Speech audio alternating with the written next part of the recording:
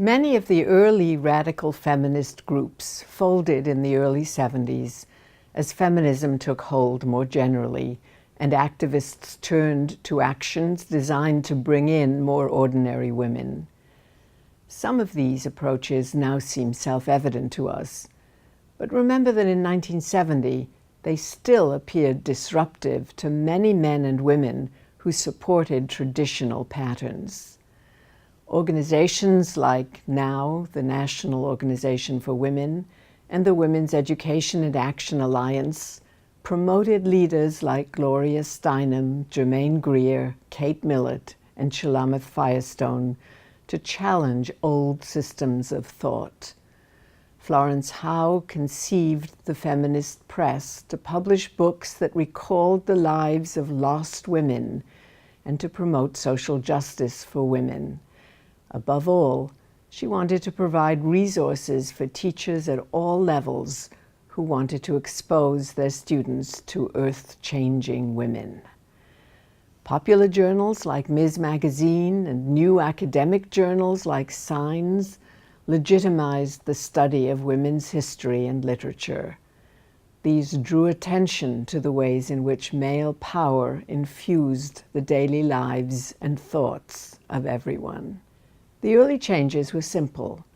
I can still recall the first criticisms of pink and blue baby clothes. What was the point of dressing girls in pink and boys in blue?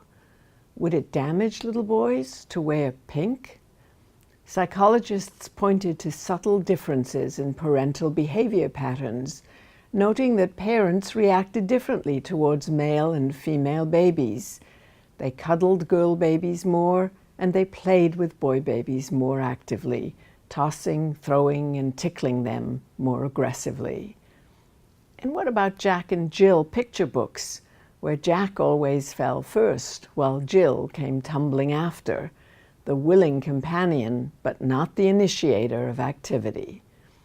Childhood education, in their view, was flawed from the beginning. Girls got dolls, and boys received trucks. Even as school progressed, boys found their way into woodworking classes, while girls learned sewing or cooking skills. High school and college girls wandered away from the sciences and math, often discouraged by male professors who didn't think they were worth the time. They flourished in the humanities and in the new women's studies programs that began just then. And when they entered the job market, girls found role models among women in only a narrow range of jobs. Mostly these jobs didn't include the STEM fields, science, technology, engineering, and math, from which women had been discouraged. Feminists objected to the use of Miss and Mrs., which defined a woman by her marital status. They wanted something closer to Mr. and settled on the more neutral Ms. It took a decade for them to convince the recalcitrant New York Times to make the change. Why assume that he, or man, could represent both sexes? Why not figure out a way to write that would avoid the use of the gendered pronoun altogether? Cultural feminists promoted the use of neutral pronouns and experimented with the unpronounceable S/HE for he and she. Better still, they offered to avoid the use of the gendered pronoun altogether, substituting they instead. New books and publications raised questions about what was natural about women's roles and what was socially coerced. Women began to consider whether so-called universal values might not in fact be those of men.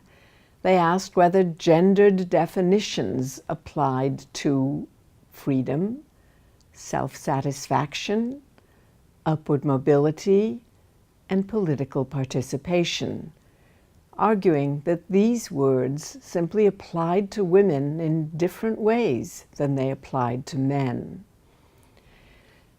These were hard questions, Did democracy really include women? Had it ever? Did individual rights apply to a woman in the same way they applied to men? What about personal responsibility? Asking these questions fostered a new gendered imagination, one that at its best posed a more democratic, more egalitarian, more inclusive, and broader worldview, a more nurturing and fairer environment.